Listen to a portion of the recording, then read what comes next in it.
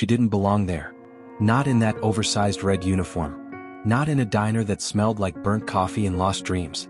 And definitely not at table 7, where royalty was about to sit. Mia Wells was 26. She wasn't even supposed to be working that night. But when her best friend called in sick, terrified of being fired, Mia said yes because she always said yes. To helping others, to being overlooked, to being invisible. At 8:15 p.m., a man in a black coat and polished shoes stepped in. He didn't look like he belonged either. But Mia noticed him immediately. His stillness, his gold cufflink, his eyes like a storm. She offered him coffee. He barely acknowledged her. Just said, "Black." Quiet. Then the manager rushed out, panicked. That's when Mia learned. The man sitting at table 7 was Prince Alaric of Varelia. The prince had come incognito. But even hidden, power doesn't blend in. He shook as he lifted his cup. Just barely. But Mia saw it. "Are you okay?" she asked. He dismissed her. Cold, sharp. But Mia didn't care about titles. "I don't care if you're a prince or a plumber," she said. "You're clearly not okay." That broke something in him. And for the first time the mask cracked. He confessed. He was sick. A degenerative nerve condition. Hidden from the public. Because royals weren't allowed to be weak. They talked. About pain. About pressure. And Mia, she talked too. About being a waitress who once dreamed of designing dresses. About caring for her sick mother. About being strong because there was no other choice. He asked to see her sketches. She showed him. He was stunned. Then the manager struck. What? Accused her of stealing. Tried to erase her in front of the prince. But this time Mia didn't go quietly. Alaric ordered an investigation. The manager was exposed for years of wage theft. Arrested on the spot. Mia stood in shock. Then the prince handed her a gold-embossed card. "Send me your designs," he said. "You're flying to Varelia." It should have been a dream. But dreams don't start with a breach at the palace. The moment Mia landed in Varelia, something felt wrong. The guards watched her. The halls echoed with whispers. And Princess Celine, Alaric's sister, looked at Mia like a threat wrapped in cheap fabric. Mia presented her gowns.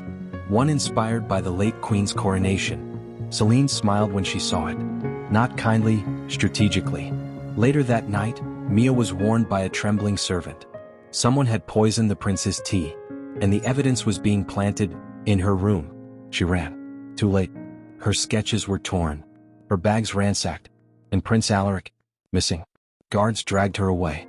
Locked her in a cold stone room. Interrogated her. Accused her of betrayal. Then Celine appeared. Elegant. Smiling like a knife. "You were never meant to design," she said.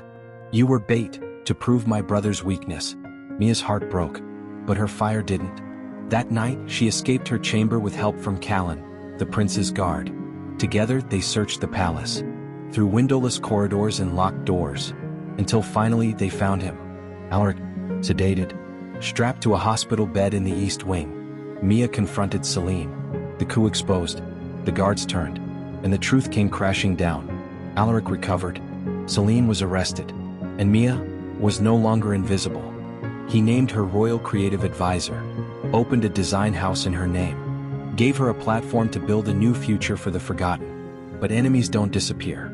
They evolve. Weeks later, an anonymous letter slid under her studio door. One word in red ink, "Run." Mia ignored it. Until a child at the palace whispered, "Don't trust the man in the library." She ran again. Found the prince. Warned him just in time. An attacker was already inside. Holding her stolen sketchbook. He wasn't after gold. He was after her vision. The attacker was caught. Ex-palace staff. Loyal to a secret society, the Pale Hand. Royal blood purist.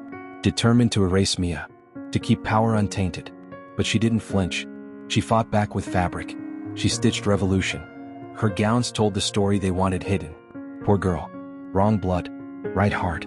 The people loved her. But poison doesn't always come in the cup you expect. At the next gala, Mia collapsed, burning from the inside. Someone had poisoned her. She'd been too close, too powerful, too beloved. As she fell, she clutched a pen and wrote one last message on the back of that red ink letter. "Look at the servant with the crescent tattoo. Now she lies unconscious in the royal infirmary, hooked to monitors." Alaric at her side, reading her final warning, and just outside the door, a nurse slips away, barely visible behind her collar. A Crescentetu.